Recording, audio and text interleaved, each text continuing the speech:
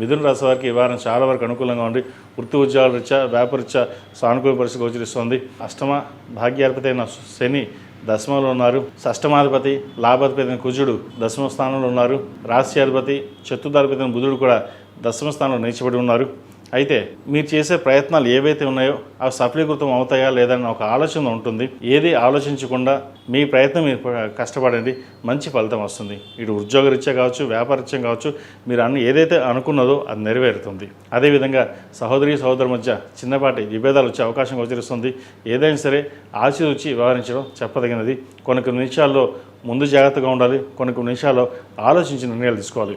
అయితే ఇక్కడ మీరు ఏ నిర్ణయాలు తీసుకున్నా సరే 10 మంది సలహాలు తీసుకొని అంతిమంగా మీరు తీసుకున్న నిర్ణయం ఏదైతే ఉందో అది లాభపడగలుగుతారు. స్థిరాస్తులకు సంబంధించిన వ్యవహారాలు సానుకూలంగా ఉంది. భూ క్రయ విక్రయాలు అనుకూలంగా ఉంటుంది. ఎప్పుడో కొన్న భూమికి స్థిరాస్తులు పెరగడం చాలా అనుకూలంగా ఉంటుంది.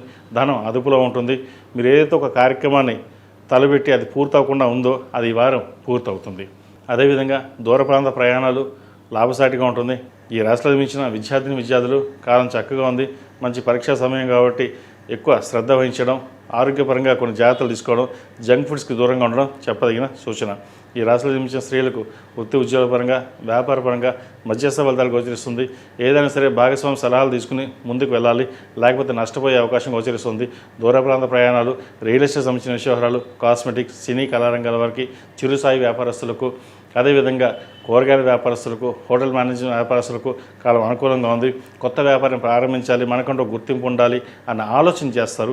అయితే ప్రస్తుత పరిస్థితుల్లో దాన్ని విరమించుకొని కొన్నాళ్ళు ఆగి జూన్ తర్వాత ప్రారంభించినట్లయితే మరిన్ని మంచి ఫలితాలు ఉంటాయి.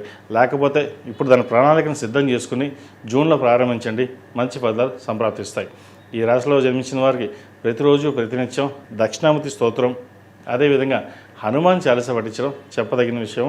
అదేవిధంగా ప్రతిరోజు ప్రతినిత్యం సాయంత్రం పూట రాహుకాల సమయంలో రాహు దీపం పెట్టడం అనేది నిమ్మకాయ డొప్పులతోటి నువ్వుల నూనె పోసి దీపారాధన చేయడం, అలా కుదరని పక్షంలో మంగళవారం కానీ శుక్రవారం కానీ పెట్టండి, మంచి ఫలితాలు ఉంటాయి. దీనివల్ల నరదిష్టి, ఉద్యోగంలో స్థిరత్వం, వ్యాపారపరంగా ఏమైనా ఇబ్బందులు ఉంటే డిస్టర్బెన్స్ ఎదవడం, సంతానం పట్ల విద్యాపరంగా ఏమైనా ఇబ్బందులున్నా ఈ సమస్య పోతాయి. ఈ చిన్న రెమెడీ అయినా సరే మంచి సత్ఫలితాలను ఇస్తాయి. ఈ రాశిలో జన్మించిన వారికి కలిసి వచ్చే సంఖ్య 1, కలిసి వచ్చే రంగు గ్రీన్. ఏదైనా పని మీద బయటికి వెళ్ళేటప్పుడు బుధవారం కానీ శుక్రవారం వెళ్ళండి, మంచి ఫలితాలు సంప్రాప్తిస్తాయి.